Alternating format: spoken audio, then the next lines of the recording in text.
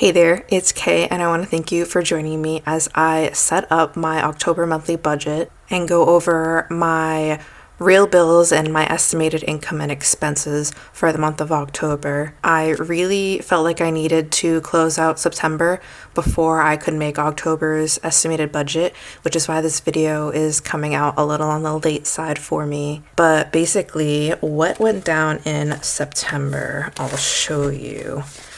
I overspent, and I overspent like a lot in my food category. I overspent by $78, and part of the reason this happened is because I've changed my diet. I changed it about in the middle of the month, and so I'm on a lower carb diet. I'm not keto or anything, but I've been going to different grocery stores and seeing what kind of options I have, and therefore I overspent because I was just so excited about finding and trying some new foods to incorporate into my new diet and eating schedule.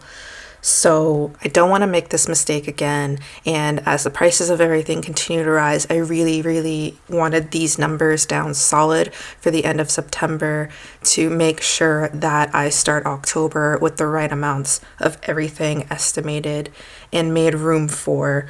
So now I'm going to hop into October. I do need to set up my calendar, and I have stickers that I've made for this. These are some expense trackers that I made, so I will categorize those. And then I have some of these bill trackers that I've made. I'm going to be using up these little scraps because I just have like tons of sticker scraps I need to use up. But I do have them available in my Etsy shop now as a printable sticker. I have a PNG file for Cricut users, and I have a studio file for silhouette users because I got a silhouette, which is what I actually made this with. So I'm excited to offer these to you guys if you want them. And then I'm going to be using these little payday scripts that I also made. It's a daily duo kit that I made them for actually, but I'm going to use them, and I have two paydays that I'm using for October's budget. One of them is actually September 28th, right? 30, 29, 28. And then I also have October 12th, which I'm going to be using. I get paid bi-weekly, which means I will have a paycheck on the 26th, but that's for November's budget. So these bill tracker stickers I like to use for my fixed expenses, which I have 6 of. So one of them is my rent. And then I have a Spotify subscription. And then I have to pay my car insurance, which is through Safeco. And then I have my phone bill, which is through Sprint. And then I have a monthly payment to UMass Lowell. And then I also have an Adobe Creative Cloud subscription. So those are my fixed expenses.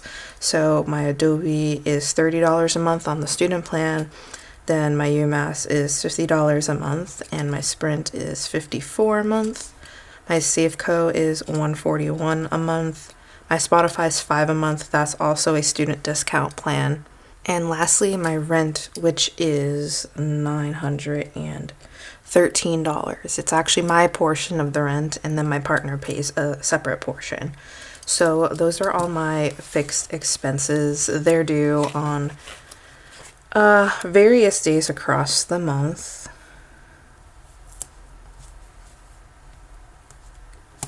So rent and Spotify are due on those days. And then Safeco is the 13th. I did these out of order. And then Sprint is the 10th. UMass Lowell is the 15th. and then Adobe is the 26th. Now these stickers are actually, some of them are different sizes than the other ones.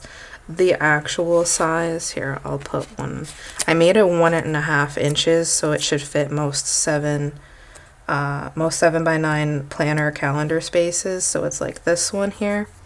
This one is a bigger one that I originally made for Happy Planner calendars. So that's that. And then I do have some variable spending categories. My main ones, I have an allowance that I give myself.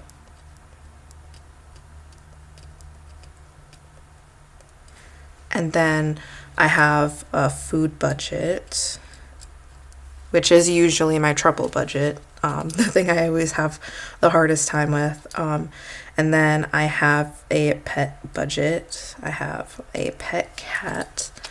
And then I have a transportation.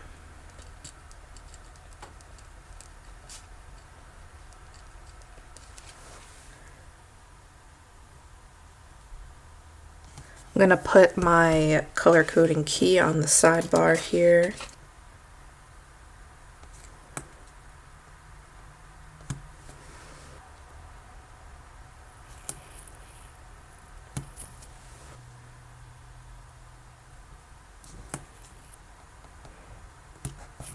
Okay, so I actually went to go grab another tracking sticker. I have these left over from August, so I want to try and use them up. My laundry fund for the longest time was cash only, but I go to a laundromat now, and they accept credit cards for recharging your laundry card. So I can actually make that a non-cash expense now. So it can actually have its own tracker now. So now I should be all set on the monthly spread, so I can go ahead and move on to the estimated monthly numbers. And oh yeah, I remember I somehow accidentally printed this upside down when I was printing the month, but I mean, I don't really care. It doesn't really bother me. That's why I like the discs. I can just pull it up and turn it around as I need to. So let's take a look. So for October, the only income I'm expecting is the income I generate from my full-time job. So I typically earn around $1,000 per paycheck on average. And since I'm expecting 2 paychecks in October, I'm going to put an estimated income of $2,000. Now my rent is going to be $913, and then Spotify is $5, Sprint is $54, Safeco is $141, UMass is $50, and then Adobe is $30. And this is a total of $1,193, which if I subtract $1,193 from $2,000, that'll leave me $807. Now, on average, I've been budgeting between $500–600 total between all my variable expenses. And I don't have to make any payments to my debts because I'm holding out until the debt forgiveness application comes out. So I've actually changed this sheet here. Instead of saying extra debt payments, it's just debt balances. So I can keep track of my balances. So I don't have to worry about making any debt payments. So basically this 807 is going to be between my variable expenses and my savings. So like I said in the beginning, I really wanted to make sure I had September's numbers closed out to see how much I had actually spent in food, because I know I'm going to increase my food budget at least until I adjust and find things that I like that I can consistently purchase for my new diet. So I'm going to increase my food budget to $400. And if you can hear like a squeaking mouse thing in the background, that's my cat. I'm sorry. He's just like to play whenever I'm filming. He just always has to make an appearance somehow. So I need $400 for food. I'm gonna stick with $50 allowance. And then laundry, I've been pretty good staying between like $40 and $50 a month for laundry, but I do want to wash some bedding this month, so I'm gonna put it up to $50. I want to say last month I think I might have over budgeted for transportation, so I want to take a quick look to make sure. Yeah, I budgeted 100 and then I had a surplus of 47. That's like, I barely used a little over half of what I budgeted for that. And I went over in pet a little bit. That's another thing that just keeps going up in price and is harder to get a hold of, is like pet food. So I'm gonna take away from my transportation budgets for October, and then I think I'm gonna add onto my pet budgets. I think my pet budgets was what, 75? It was. I'm gonna knock it up to 100 for now. And then, so now we're at $600. I'm gonna leave transportation at, well, it was 50 and I did go a little over 50, so I guess I should do 60 for transportation to be safe. When I'm setting these variable numbers at the beginning of the month, I really want to like commit to these numbers, so I typically don't change them.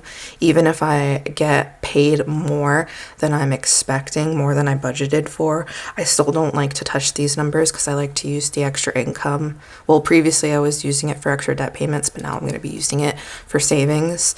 So let's see, we got 400, 500, 660.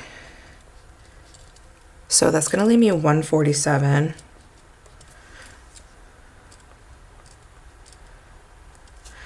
And I am mostly just saving for Christmas right now. I was actually able to, I didn't post a paycheck to budget because it was kind of simple and quick, but I was able to put 200 towards Christmas, and I was able obviously to put money back in my cushion. So I'm gonna estimate $100 can go into Christmas, and then the 47 I would want to put into my vet savings for my cat. He does have an appointment in November for a general wellness checkup, and he's gonna need to get like vaccinated and stuff. So I already have tons of money in this sinking fund because I've never really had to touch it. But I just want to, minimize the difference and just kind of like help keep the net change as minimal as possible. So that's where that estimated 147 is going to go. The other thing I'm going to flip back to September for is that I did not fill out my debt tracker. And if you look at my budgets, I didn't pay anything towards the debt. Basically, I just feel like there's too many unknowns. I have hesitations about this debt relief, so I don't want to make any bold moves. The only move that I've done is I called Nelnet to request a refund for all the payments that I've made since the forbearance started. So I'm expecting about $14,000 to come back to me, and they told me it would be direct deposit because that's how I've been paying it this whole time. So I didn't do any debt payment in September other than like my regular UMass payment. So this is actually October's debt tracker, and August debt tracker. And so I entered September at 960 and I paid 50. So I ended September at 9550. So I'm starting October at 9550. And I'm still at 3674 on my Nelnet. I haven't seen them reflect my refund back into my balance to jack my balance back up. But since I'm expecting like a little over 14,000, I'll be at like $18,000 back in the balance. Since I was a federal Pell Grant recipient for my first couple years of college and university, and I'm obviously very well under the income threshold, so I should be, based on the rules, eligible for up to $20,000 in cancellation. So once they get that back in, I'll be under the 20K. And once that stuff gets finalized, then I can figure out how to proceed with my debt journey and my savings and what I might be able to do with an extra $14,000 in my bank account. But I'm all set with this monthly budget, so I'm gonna flip my calendar back.